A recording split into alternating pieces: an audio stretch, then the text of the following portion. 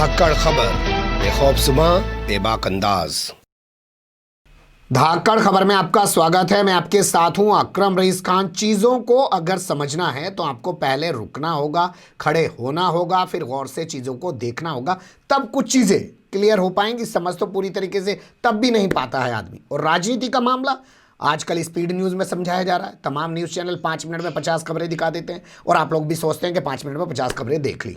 उस तरीके से समझ में नहीं आ सकता है। अब आप लोग कह रहे होंगे इतनी लंबी चौड़ी भूमिका बता दी, बात तो बताओ क्या है। बात आ रही है बंगाल से। बंगाल में आपको पता है अप्रैल या मई में चुनाव हो सकते हैं और ये चुनाव बहुत ही महत्वपूर्ण चुनाव होने जा रहा है, क्योंकि भारतीय जनता पार्टी ने अपने आप को विपक्षी तौर पर मजबूत से खड़ा कर लिया है और वो यहाँ पर फतेह करना चाहती है। उसके चलते वो टीएमसी के नेताओं को तोड़ रही है, कम्युनिस्टों को तोड़ रही है, कांग्रेस को तोड़ रही है और अपने साथ मिला रही है, या यूं कहें वो अपनी अपनी पार्टियां छोड़ के बीजेपी में आ रहे हैं। लेकिन कल एक घटनाक्रम हुआ बहुत बड़ा।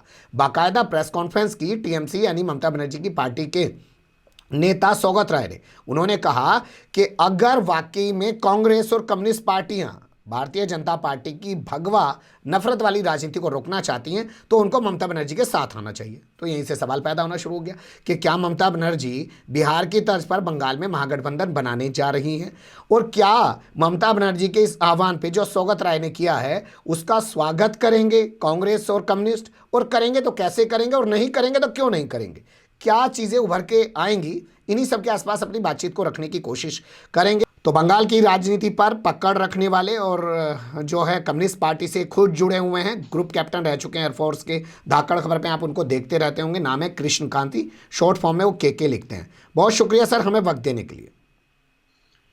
धन्यवाद मिस्टर अकरम। इनफैक्ट मैं भी इन मौकों की तलाश में रहता हूं जी, जहां से कि हम अपने विचारों को जी और एक सही विश्लेषण के साथ हम अपने श्रोताओं के बीच में जा सकें। धन्यवाद। आजकल खबर है कि आप हैदराबाद में हैं, क्या है मामला हैदराबाद में? 2 दिन हुआ हैदराबाद में आए हुए, शायद हफ्ते भर और रहूं। हैदराबाद में इनफैक्ट साउथ में जब भी कोई, आप भाजपा को देख लें, पूरी कोशिश है साउथ में पेनिट्रेट करने का, ज्यादा भी हो नहीं पाया, हालांकि हो सकते हैं, संभावना है। और हमारे संगठन का भी, लोक पक्ष का भी साउथ में अब शुरुआत हो रहा है और इसलिए आवश्यक था, हमें रहने की जगह मिली और हम आ गए। और 1979-80 में जब मेरी प्रारंभिक जो शिक्षा थी एयरफोर्स में यहीं से थी। और यदि यहाँ की 2 चीजें याद रखूं तो एक बंद है जहां भी है, हम पिकनिक मनाने जाते थे, और दूसरा हैदराबादी बिरयानी। 4 मीनार भी बताते हैं बड़ा मशहूर है वहां का। बिल्कुल, मैं अभी पिछली बार आया था तो गया था, हालांकि साफ सफाई नहीं मेंटेन हो रहा है, क्यों नहीं यहाँ की सरकार कर रही वह लोग जाने। लेकिन भीड़ बहुत था और देखने में पुरानी यादें ताजे हुई और मैं खुश था। चलिए खैर, वैसे आजकल हैदराबाद की एक नई पहचान बन गई है कि असदुद्दीन ओवैसी का नाम उभर के आ जाता है हैदराबाद का जिक्र करते ही। जी हाँ, चूंकि अभी हम लोग बंगाल इलेक्शन पे काम करने वाले और अपने आप में बड़ा मुद्दा होगा, लेकिन मैं यहाँ से जो भी मैं निकल रहा हूँ बाहर और जो भी यहाँ के खबरें लाऊंगा आपसे जरूर मैं शेयर करूंगा। बहुत शुक्रिया। अभी शुरुआत करते हैं सौगत राय के बयान को लेकर। उन्होंने प्रेस कॉन्फ्रेंस करके जो कहा कांग्रेस और कम्युनिस्ट पार्टियों से, क्या कांग्रेस और कम्युनिस्ट पार्टी उनके इस आह्वान को सुनेंगे? सुनेंगे या ना सुनेंगे बात अलग है, लेकिन स्वागत जरूर करेंगे। ओपनली भले ही ना बोलें, कांग्रेस शायद ज्यादा ओपनली बोल जाए। वामपंथ में यदि केवल लिबरेशन यानी सीपीआई में लिबरेशन को छोड़ दे तो इस पे खुश तो बहुत हो रहे होंगे, इसमें संदेह नहीं है। लेकिन उनकी जो एक घृणा है, चिढ़ है टीएमसी से, ममता बनर्जी से, जो कि हर जगह फूटता है, क्योंकि यहाँ की सत्ता को धाराशाही करने में वह खुद में आत्मलोचना करते नहीं करते हैं बात अलग है, लेकिन टीएमसी पर पूरा आरोप डालते हैं। और टीएमसी जब से सत्ता में आई तो ठीक है, उनका भी जो आचरण था और वामपंथियों के खिलाफ जो उन्होंने मुहिम में किया, और जिस तरह से वामपंथी ध्वस्त हुए, वामपंथी खुद को तो शायद नहीं इसमें दोषी मानते हैं, क्योंकि उसके बहुत बड़ा हिस्सा जो है वह टीएमसी में नहीं बल्कि भाजपा में जा चुका है, दुर्भाग्य है। तो स्वागत जरूर करेंगे और मेरे हिसाब से इसका उन्हें बड़े खुले मन से, नए तरीके से इस पर सोचना चाहिए, केवल बंगाल के लिए नहीं पूरे देश के लिए, क्योंकि देश की जो सही में जो प्रगतिशील और जो सेक्युलर फोर्सेज है इसको बहुत ध्यान से देख रही है। क्या इतना आसान आपको लगता है? अभी आपने इतने सारे आपस में उनके विवादों का जिक्र किया जी। कि कम्युनिस्ट पार्टी है, टीएमसी है और कांग्रेस है और तमाम ये मिलके एक महागठबंधन बना लेंगे, इतना आसान लगता है बंगाल में?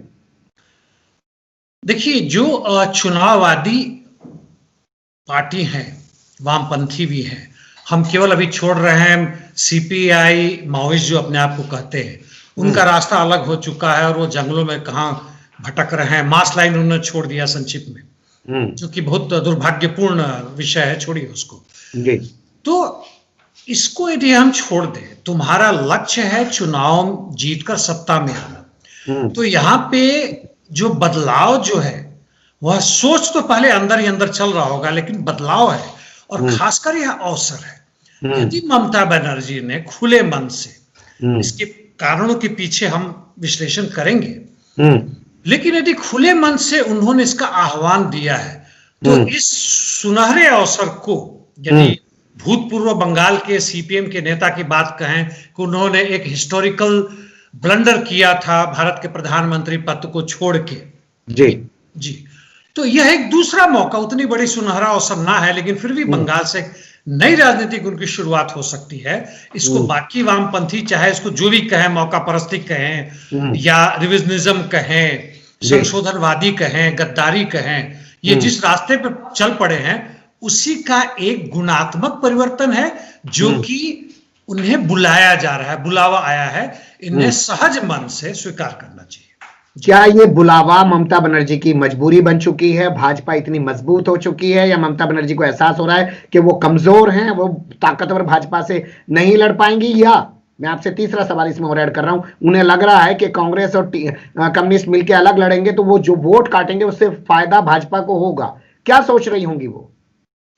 जो आपने कहा वो तो सही है, और महागठबंधन का या जो ज्वाइंट फ्रंट बनता है, यूनाइटेड फ्रंट बनता है, एक ही लक्ष्य होता है कि हम साथ मिलकर लड़ें, और चुनाव लड़ रहे हैं तो इसका मतलब हमारा वोट ना कटे।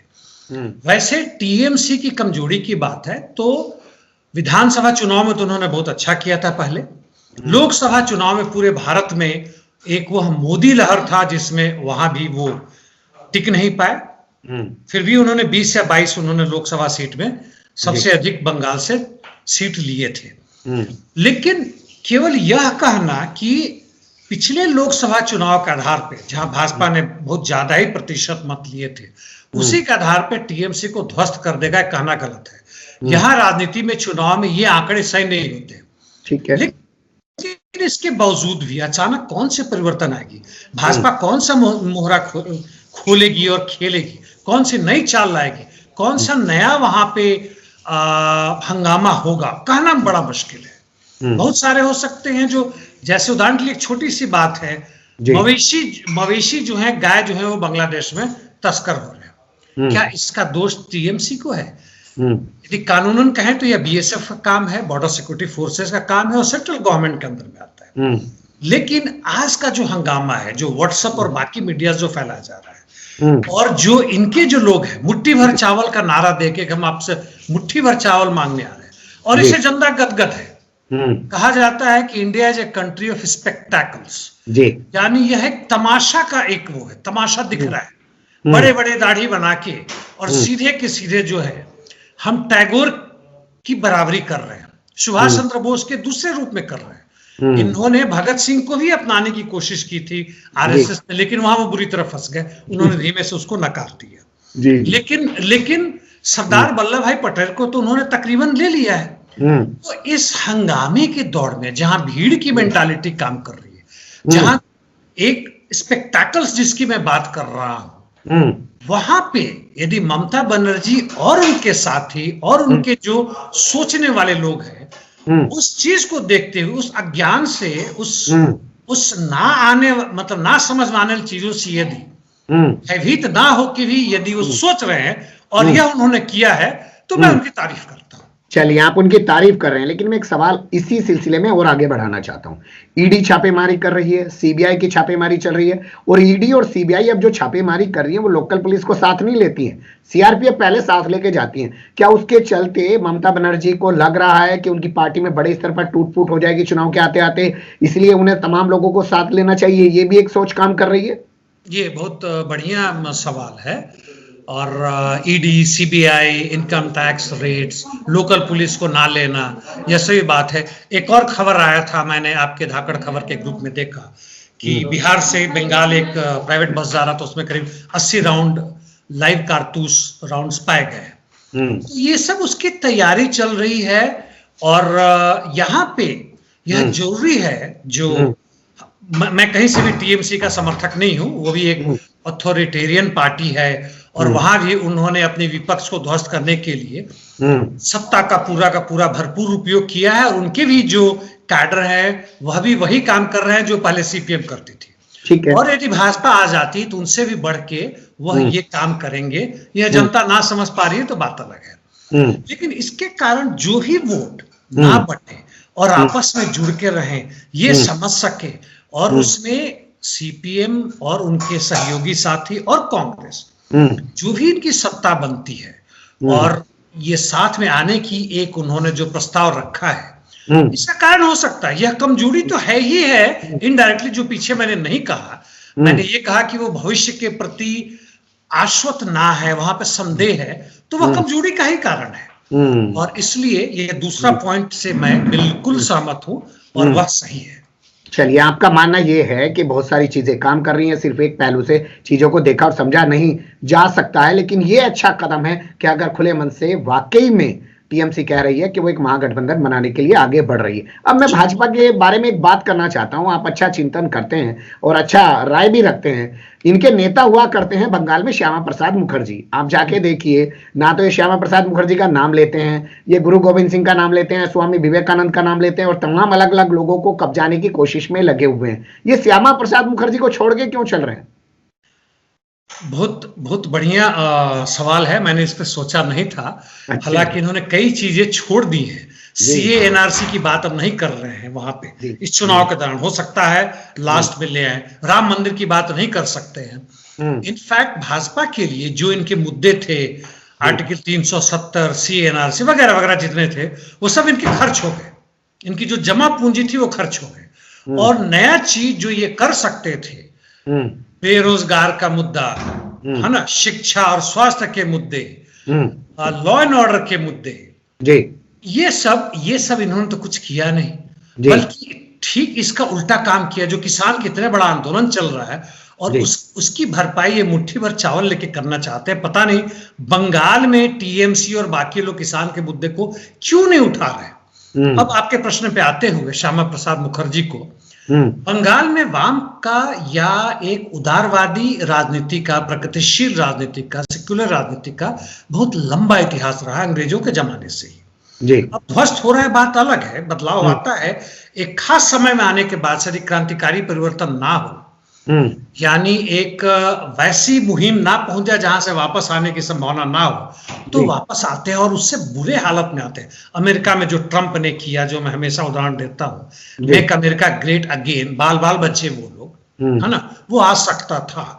और विश्व में हर जगह एक कोशिश होती है, ब्राजील में ऐसा हो चुका, भारत में भी हो सकता है। और बंगाल में हमारे कई साथियों के जो फोन आते हैं, बातें होती हैं, कहते हैं कि बड़ा दर्द और दुख होता है कि बंगाल जो एक इंटेलेक्चुअल हब था इस कंट्री का, वो ध्वस्त हो रहा है। और ध्वस्त हो रहा है इसलिए कि हिंदू राष्ट्र के नाम पे या ऐसे चीजों के नाम पे जो कि वास्तव में है नहीं। श्यामा प्रसाद मुखर्जी और यहां तक कि सुभाष चंद्र बोस का भी नाम इन्होंने जो शुरू में लिया था और कहा था कि उनके जो जितने भी सीक्रेट ओपन कर देंगे, जो होना था वो हो चुका। श्यामा प्रसाद मुखर्जी इस हिसाब से एक लाइन में कहूं तो अब खर्च हो चुके हैं।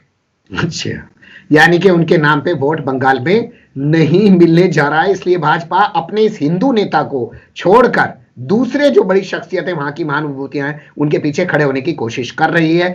देखेंगे किस करवट ऊंट बैठेगा, लेकिन अभी का जो घटनाक्रम है, टीएमसी ने जो कहा है, वो एक वाकई में बहुत बड़ा घटनाक्रम है। उस पर जितनी चर्चा होनी चाहिए वो बाकी है। हमारे पास कम्युनिस्ट पार्टी का कोई अभी रिएक्शन नहीं है, कांग्रेस का कोई रिएक्शन नहीं है। जब वो रिएक्शन आएगा तो आपसे फिर जुड़ने की कोशिश करेंगे। आपने वक्त दिया, इसके लिए आपका बहुत शुक्रिया। थैंक यू, बहुत बहुत धन्यवाद। मिलेंगे हम लोग जल्दी।